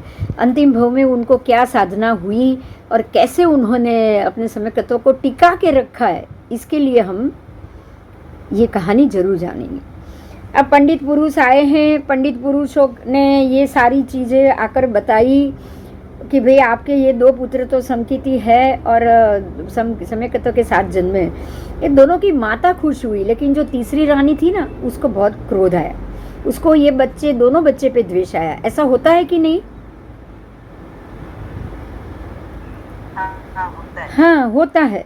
तो वो तीसरी रानी ने क्या किया, उसको ये दोनों राजकुमार के गुण और उत्कर्ष के ऊपर उसको बहुत गुस्सा आया, और वो ये सोचने लग गई कि भाई ये इनके 2 पुत्र हैं, तो फिर अब मैं क्या करूं, क्योंकि मेरे पास तो कोई पुत्र है ही नहीं। तो राजा से उसने संतान की डिमांड की, उसको भी पुत्र हुआ। उसके पुत्र का नाम था नयधीर। अब समझना ये है कि रानी बिल्कुल दुष्ट है, लेकिन जो संतान उत्पन्न हुई है, जैसे कादव में कमल उत्पन्न होता है ना, ऐसे ये जो संतान उत्पन्न हुई है वो बिल्कुल गुणों में उत्कर्ष है, मतलब वो पुत्र रत्न है। बहुत ही अच्छी संतान उसकी हुई, उसका नाम था नयधीर। अब जय कुमार और विजय कुमार वो दोनों तो चरम भवी थे, दोनों समकीती थे। तो सीधी बात है ना कि दोनों के अंदर प्रेम भाव ज़्यादा ही होगा। आज 2 व्यक्ति, जो वैरागी है, जो सम्यक दर्शनी है, जो अंतिम भव वाली है, चरम भवी है, तो दोनों की सोच एक जैसी होगी, दोनों में प्रेम एक जैसा होगा। ध्यान देना एक बात, ये बहुत महत्व की बात है। आत्मा के गुण जाग जाने के बाद कितने भी सम्यक दृष्टि जीव साथ में इकट्ठे होंगे, कभी भी उनमें मन मुटाव नहीं होगा, कभी झगड़ा नहीं होगा, क्योंकि वो सारे समकीती है, उनके अंदर राग द्वेष निकल चुके। तो जो आपको लगे कि आप इकट्ठे हुए हो, दोस्त बने हो, सब साथ में हुए हो, लेकिन अगर जिनके साथ रह के आपके अंदर झगड़े हो, बात बात पे कोई ना कोई मन मुटाव हो, तो आपको यहाँ ध्यान देना है कि भाई हम लोगों में से बहुत सारी ऐसी व्यक्ति है जो अभी भी तीव्र राग द्वेष से बनी हुई है, अभी इनका राग द्वेष छूटा नहीं है। तो यहाँ मुझे जितना हो सके यहाँ से बाहर निकल जाना चाहिए। बात समझ में आ रही है मेरी? समकीती जितने इकट्ठे होंगे, अंदर अंदर उनके मन और उनके विचार अति शुद्ध होंगे, क्योंकि उनके आत्मा में गुण जाग चुके। सम्यक दर्शन एक गुण है जो आपके आत्मा के 8 पड़े हुए गुणों को खोलना शुरू कर देता है। ठीक है? सम्यक दर्शन आने के बाद आपके आत्मा के गुण खुलेंगे खुलेंगे और खुलेंगे। तो जितने समकीती ज्यादा इकट्ठे हुए, हजारों परमात्मा के, गौतम स्वामी के 50,000 शिष्य सारे के सारे केवली, कभी भी उनमें मन मुटाव हो ये पॉसिबल ही नहीं है। ऐसे ही सम्यक दर्शन जीवों के अंदर कभी भी झगड़ा या टंटा हो ये पॉसिबल ही नहीं है। तो जो जो आपका क्राउड है वहाँ ध्यान दो, जो भी सहेलियाँ आपकी है वहाँ पे भी इस बात का ध्यान दो। शांत चित्त वितराग अवस्था, में ये नहीं कह रही वितरागी, लेकिन सोच तो वितरागी हो सकती है कि नहीं? उनके विचार तो वितरागी होने चाहिए कि नहीं? तो जितने सम्यक दर्शनी के साथ रहेगा उनके संकीत को कोई आंच नहीं आएगी और उनके विचार मिलते आएंगे ही आएंगे। तो ये दोनों बच्चे इतने क्लोज है, दो भाई, एक दूसरे के बगैर उनको चलता ही नहीं। अब वो तीसरी रानी ने कपट शुरू किया है। उसने क्या किया है कि एक सन्यासी को बुलाया और सन्यासी को बुला के विद्या से उसने राजा को एक स्वप्न दिया। ऐसे भी होता है मंत्र विद्या से आप देव को साधो और वो देव को बोलो कि ये व्यक्ति को जाके एक स्वप्न दे, और ये देव ने ये जो श्री रानी थी उसने किसी सन्यासी को साधा। सन्यासी ने किसी देव की भक्ति करता था, वो देव को आदेश दिया कि तू जा और ये राजा को एक स्वप्न दे। तो वो देव आया और स्वप्न में जाके राजा को वो स्वप्न दे रहा है कि कह रहा है कि हे राजन, वो देव ने उसको सपना में कहा कि हे राजा, नए उत्पन्न हुए दैत्य के समान तुम्हारे ये दोनों जय और विजय नाम के दोनों कुमार थोड़े ही समय में तुझे मार के गादी पे बैठ जाएंगे। समझ में आई क्या कहा? बाप को ही कह दिया कि सपना दे दिया कि अब थोड़े ही दिन में तेरे ये दोनों बेटे तुझे मार के गादी पे बैठ जाएंगे। राजा ये सपना देख के जागे। अब ये सपना आया है, ये सपना बताए किसको? अब वो जो दो पुत्र है उसकी माओ को तो बता नहीं सकते थे, इसलिए उसने ये अपनी ये तीसरी रानी थी उसको ये बताया। और तभी श्रीमती अभी तो राजा जागे ही है। देखो होशियारी देखो, राजा ने कुछ पूछा भी नहीं, लेकिन वो श्रीमती को तो मालूम था ना कि आज राजा को सपना जरूर आया होगा। तो वो सुबह आके सीधा बोलती है कि मुझे एक सपना आया और अधिष्ठायक देवी आई और उसने मुझे ऐसा बताया कि कुलदेवी ने कि ये जय और विजय जो उसके पुत्र है वो राजा को जल्दी से मार के राज्य को हड़प लेना चाहता है। अब राजा चमक गया कि ये तो मुझे भी आया, इसको भी आया, मतलब ये बात सच है। बात समझ में आई? अब ये किया तो पूरा प्लान रानी ने था, तो रानी का ये प्लान सक्सेस हो गया। पर क्या ऐसा राजा सोच पाएगा? वो तो यही सोचेगा ना, मुझे भी आया इसको भी आया तो ये बात जरूर सच है, वो तो यही सोचेगा ना। अब क्या किया जाए? राजा ने भी कहा देखो मुझे भी ऐसा ही सपना आया है। अब रानी की बात सुन के राजा दुखी तो हो गया, अपने ही बच्चे हैं, दो बहुत अच्छे बच्चे हैं। अब उसको मैं पिता बन के तो कैसे सजा कर सकता हूँ? ठीक है, पर देवी ने तो ये बच्चों को मारने योग्य बताया है। रानी ने बोला कि देवी ने तो इसको मारने योग्य बताया, आप इसको छोड़ो मत, देवी की बात मान लो। देवियाँ हमसे ज़्यादा बलवान होती है, वो जो कहती है सच कहती। तो कुमारों को मेरे पास आने से अब राजा ने क्या किया? राजा मारने का तो नहीं सोच सकता है, लेकिन राजा ने कह दिया कि ये दो कुमार मेरे महल में नहीं आएंगे। राजा ने आदेश दे दिया कि ये दो कुमार मेरे सामने कभी भी नहीं आएंगे। जब ये कुमार महल में, बच्चे हैं दोनों, जब महल में पिता के महल में जाने के लिए गए तो दरबान ने रोक दिया और बोल दिया कि आदेश है कि पिताजी को आपको नहीं मिलना है। वो राज्यसभा में मिलने गए कि राज्यसभा में जब लोगों से मिलते तब मिलना हो जाएगा, लेकिन वहाँ भी दरबान ने रोक दिया कि पिताजी का आदेश है, आप पिताजी का चेहरा नहीं देखोगे। अब ये दोनों बच्चों को बुरा लग गया। बच्चे को तो लग जाता है ना कि मेरे पिता मुझे देखना नहीं चाहते हैं, तो हम लोगों को अब यहाँ रह के क्या फ़ायदा। दोनों भाइयों ने कुछ निर्णय ले लिया और दोनों भाइयों ने राज्य छोड़ दिया। अब वो राज्य छोड़ के चले गए। अब देखो ध्यान दो, हाँ, यहाँ दोनों जो है ना, ये दोनों भाई दोनों सम्यक दर्शनी है, अब दोनों को क्या ख्याल आएगा? अगर सम्यक दर्शन नहीं होते तो उल्टा होता कि नहीं? गुस्सा आता, पिता को जाके बोलते, 10 लोगों को बोलते, न्याय मांगते कि भाई ऐसे कैसे पिता हमको यहाँ से निकाल सकते हैं, हमको अगर निकालना है तो राज्य दो और निकालो। ऐसा होता है ना? होता है कि नहीं? होता है। लेकिन ये सम्यक दर्शन ही है। उसने क्या सोचा, दोनों ने आपस में मंत्रणा की कि बिना अपराध जाने राजा द्वारा ये हमारा अपमान हुआ है। राजा ने अपराध नहीं जाना है, क्या हमको बताया भी नहीं है, तो फिर अब हमको यहाँ रह के कोई फायदा ही नहीं है। अतः अब ये राजा के राज्य में रहना योग्य नहीं है। अब यहाँ एक बात पे ध्यान दो, बहुत ही महत्व की बात। बिना अपराध बताए जब आप किसी को ऐसे दंड दो तो क्या ये व्यक्ति वितराग की उसकी जो राग और द्वेष की ग्रंथि घटी हुई होगी?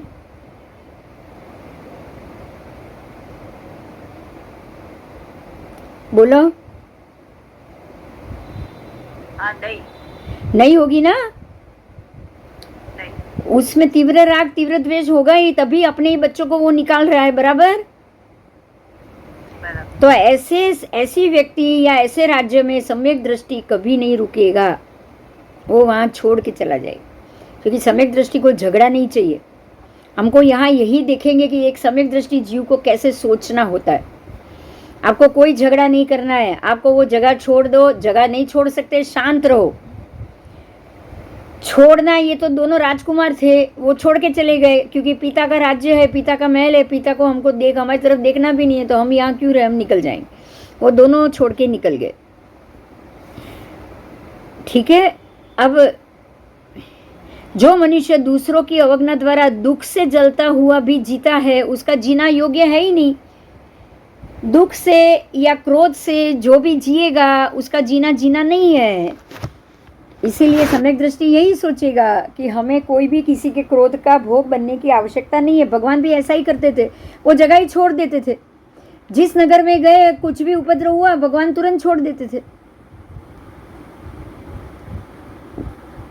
तो सम्यक दृष्टि ऐसा ही करेगा। इससे तो अच्छा है कि स्वेच्छानुसार देशांतर जाना चाहिए, और दोनों देश छोड़कर चले गए। ठीक है। आगे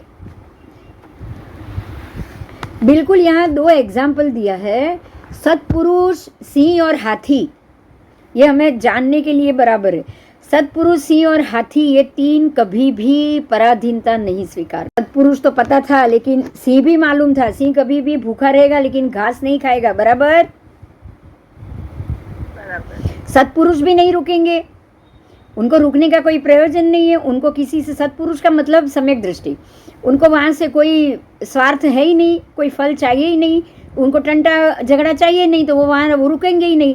लेकिन हाथी भी नहीं रुकता है। बोलो, अब समझ में आया? हाथी और सिंह जैसे प्राणी ही माता के स्वप्न में क्यों आते हैं? बाकी के प्राणी नहीं आए। देखो, घोड़ा नहीं आया है, गधा नहीं आया, कुत्ता नहीं आया, बिल्ली नहीं आई, कुछ नहीं आया, सर्प भी नहीं आया। आया क्या 14 सपने में? कोई प्राणी अन्य नहीं आया है। ऊंट नहीं आया, बैल नहीं आया है, कुछ नहीं आया है। सिर्फ आए हैं तो सिंह और हाथी। वृषभ आया है, लेकिन बाकी कोई अन्य प्राणी नहीं आया है। तो ये 2 प्राणी हो या सत्पुरुष, मतलब सम्यक दृष्टि मनुष्य हो, वो ये स्थान छोड़ के चले जाते हैं।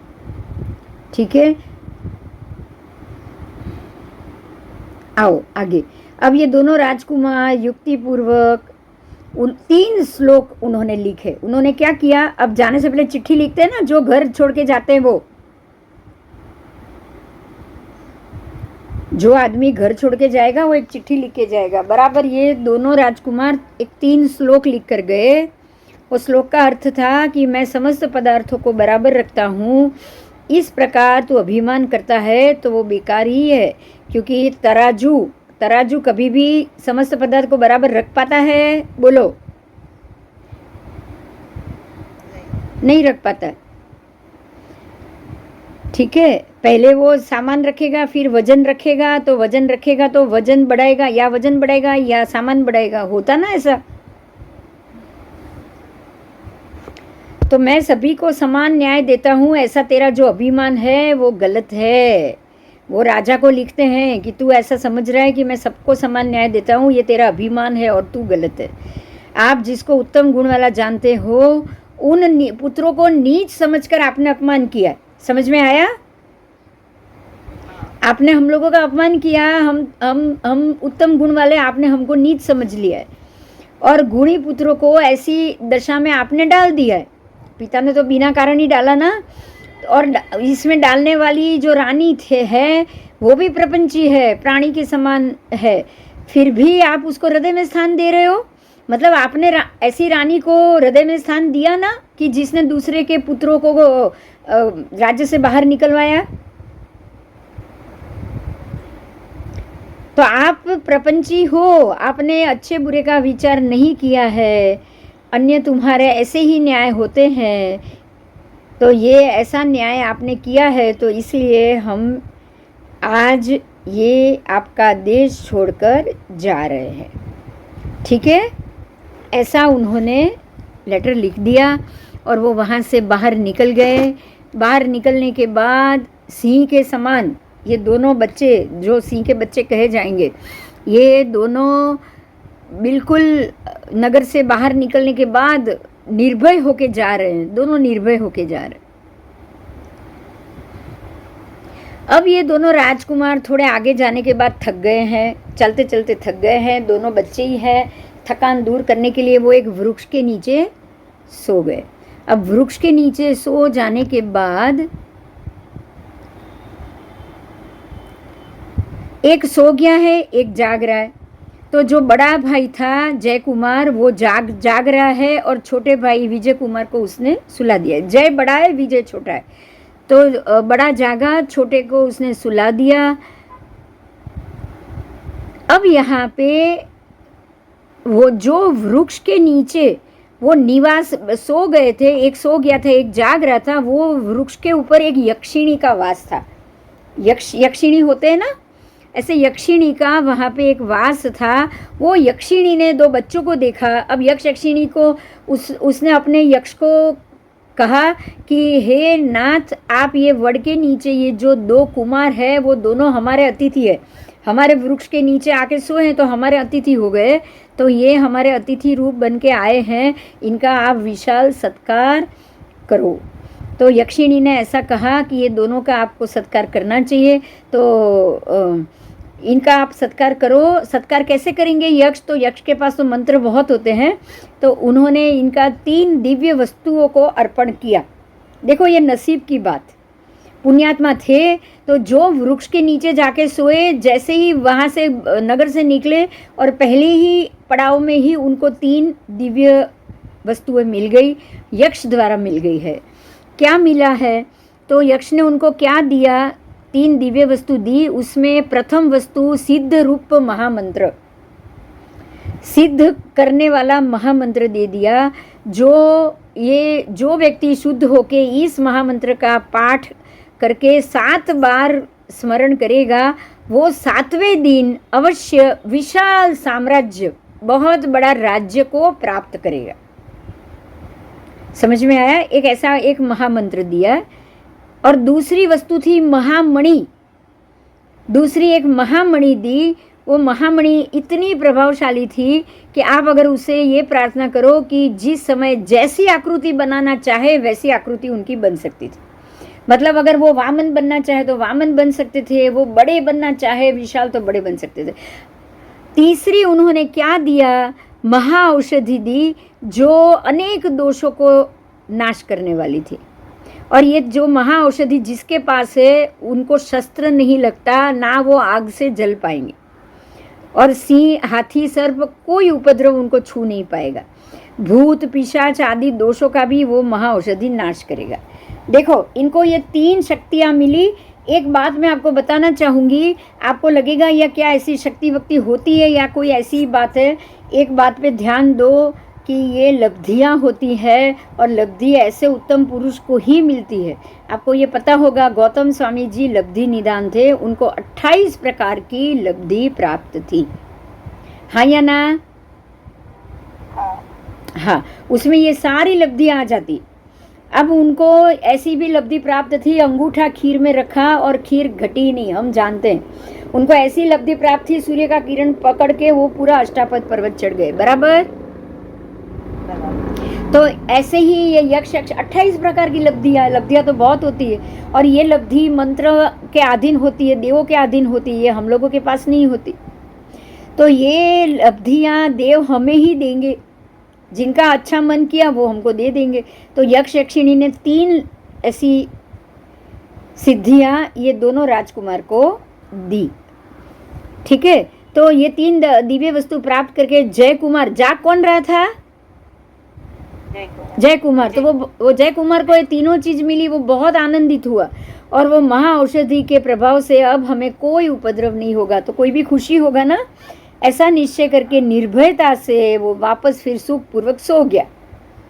अब तो वो भी सो गया, क्योंकि अब तो दोनों सो गए। अब तो ये मेरे पास औषधि है, मेरे पास ये 3 लब्धि है, तो अब तो हमें कोई ना कोई अग्नि जलाएगी, ना कोई प्राणी मार सकता है, ना कोई शस्त्र काट सकता है। अब वो आराम से सो सकता है कि नहीं? अब वो निर्भयता से सो गया। ठीक है, तो अब क्या हुआ कि दूसरे दिन दोनों ब्रह्म मुहूर्त में यहाँ प्रभात काल लिखा है, तो यहाँ ब्रह्म मुहूर्त का समय आएगा प्रभात काल। प्रभात काल मतलब कि अभी भी सूर्य उदित नहीं हुआ है। दक्षा, ये बहुत इंपॉर्टेंट पॉइंट है। ये कम से कम 700-800 साल पहले की बात है। 800 साल पहले ये महात्मा हो गए जिन्होंने ये विवेचन किया है। तो तब ये ब्रह्म मुहूर्त में प्रभात काल माना जाता था। ठीक है,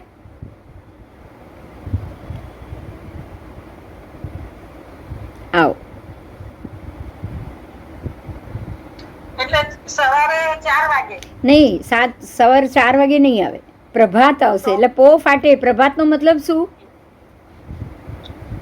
બ્રહ્મ મુહૂર્ત એટલે નહીં, બ્રહ્મ મુહૂર્ત એ પ્રભાત છે। ઓકે, પ્રભાત એટલે અંધારું નીકળી ગયું છે અને સૂર્ય ઉગ્યો નથી। 5-6 વાગે અજવાળું આવી જાય છે કે નહીં? સૂર્યોદય પહેલાની 48 મિનિટ એવું કહેવાય ને? हाँ, એવું જ કહેવાય ને। सूर्योदय पहलानी 48 मिनट ऐसा नहीं कहेंगे, लेकिन परोढ़ हो चुका है, मतलब प्रकाश आ गया है, लेकिन सूर्य नहीं दिख रहा है। तो ये उसको हम बोले ना पो फाटे ने प्रभात कहेवाय।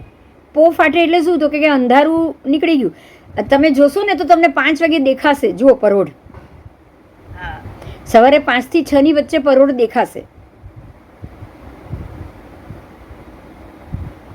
6 વાગે આજુબાજુ તમને પરોઢ દેખાશે। હજી સૂર્ય તો ઉગ્યો જ નથી, ક્ષિતિજથી બહાર જ નથી આવ્યો, અને અંધારું પણ છટી ગયું હોય।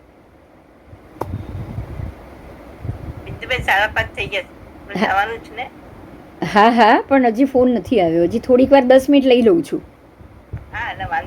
હા હા હા, મારા ડૉક્ટરને ત્યાં જવાનું છે, પછી એમનો ફોન આવશે। એમનો ફોન તો આમાં જ આવશે, મારા 2 ફોન ચાલુ જ છે। चल, तो ब्रह्म मुहूर्त प्रभात के समय दोनों भाई निंद्रा मुक्त हो गए।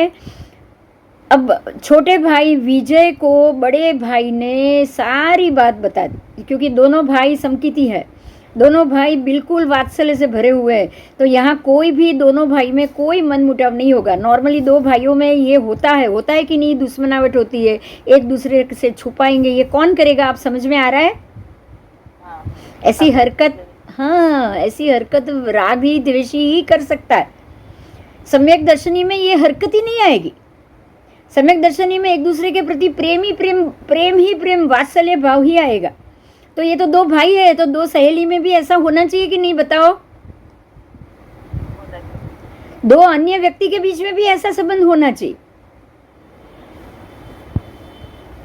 अब तीनों वस्तुएं को भव्य सत्कार पूर्वक अर्पण जो हुआ, ये सारा वृतांत उसने भाई को सुनाया, और राज्य छोटे भाई को मिले ऐसा बड़े भाई ने सोच लिया। किसने सोचा? बड़े भाई ने। ये मैं तो बड़ा हूँ, कुछ भी कर लूँगा, छोटे को राज्य जरूर दिलाऊंगा। ऐसा सोच के वो राज्य मंत्र उसने अपने छोटे भाई विजय कुमार को विधि पूर्वक प्रेम से अर्पण कर दिया। समझ में आई बात? उसने छोटे भाई को मंत्र दे दिया और बोला कि ये मंत्र की विधि तू कर, और ये मंत्र की तू विधि करेगा तो तुझे 7 दिन के अंदर अंदर राज्य मिलेगा। तो इस प्रकार से ये उसने दे दिया। अब छोटे भाई द्विधा में पड़ गया। विनयवान तो वो भी था, समकीर्ति था। उसने कह दिया कि राज्य लाभ अगर मैं ले लूँगा, मैं अगर राजा बन गया तो बड़े भाई क्या करेंगे? बड़े भाई को ही राज्य चाहिए, मैं राज्य लेके क्या करूँ? अब हुआ ये कि बड़े भाई ने तो कह दिया कि तू ये कर, लेकिन छोटा भाई ये सोच रहा है कि भाई आप राज्य के योग्य हो, आप बड़े हो, मैं आपकी सेवा करूँगा। क्योंकि रामचंद्र जी भी राज पे बैठे थे और छोटे भाई लक्ष्मण ने उसकी सेवा की थी। तो विजय ने ये कह दिया कि आप बड़े हो, आप राज्य संभालो, मैं आपकी सेवा करूँगा, मुझे आपकी सेवा अधिक प्रिय रहेगी। तो मंत्र आप ही करो, आप ही राजा बनो, ठीक है? तो इस प्रकार से वापस वो भाई छोटे भाई का ये निश्चय होने पर भी बड़ा भाई ये कह रहा है कि भाई तू कहता है कि आप राज्य लो और मैं कहता हूँ तुम राज्य लो, तो ये न्याय विरुद्ध ये क्या काम हमको क्यों करना चाहिए? इससे तो अच्छा ये होगा कि हम दोनों भाई इस मंत्र का जाप करें। अब समझ में आया? बीच का रास्ता निकाल दिया कि अरे हम दोनों जाप कर लेते हैं, चलो तुम कहते हो मैं करूं, मैं कहता हूं तुम करो, इसे तो अच्छा हम दोनों कर लेते हैं, चलो जिसको जो मिलना है वो हो जाएगा, बराबर? जिसके नसीब में होगा उसको मिल जाएगा, ठीक है? अब दोनों तो कर ही सकते हैं ना मंत्र जाप। तो ये दोनों ने मंत्र जाप शुरू किया और दोनों ने मंत्र जाप किया। लेकिन इसमें हुआ क्या, वो जो जय कुमार था ना, वो तो यही सोचता है कि मुझे तो छोटे को ही राज देना है, तो वो क्या कर रहा है, वो जाप करने बैठता जरूर है लेकिन वो जाप नहीं करता है। छोटे को दिखाता है कि मैं ये कर रहा हूँ, लेकिन उसको तो छोटे भाई को ही राज्य देना है। तो इसलिए वो क्या कर रहा है, छोटे को ये बता रहा है कि देखो मैं कर रहा हूँ, लेकिन वो जाप नहीं कर रहा है। अब आगे ये मंत्र जाप से दोनों निवृत्त हो गए उन्होंने, और सुबह उठने के बाद अपनी अपनी ये जो यक्ष से ये प्राप्त हुआ है उनकी उन्होंने पूजा की, उनकी प्रार्थना भी की। अब तो उनके पास मणि सब आ गया, अब तो वो जहाँ जाए जा सकते थे। तो वो जो सिद्ध मंत्र था उसकी आराधना करके वो उड़ के जहाँ जाना है वहाँ पहुँच सकते थे। तो उन्होंने अपना शरीर छोटा बना लिया, शरीर भी बदल सकते थे ना, और वो वहाँ से उड़ के चले गए। आज का लेक्चर यही खत्म होता है, कल फिर से शाम को 4 बजे। जय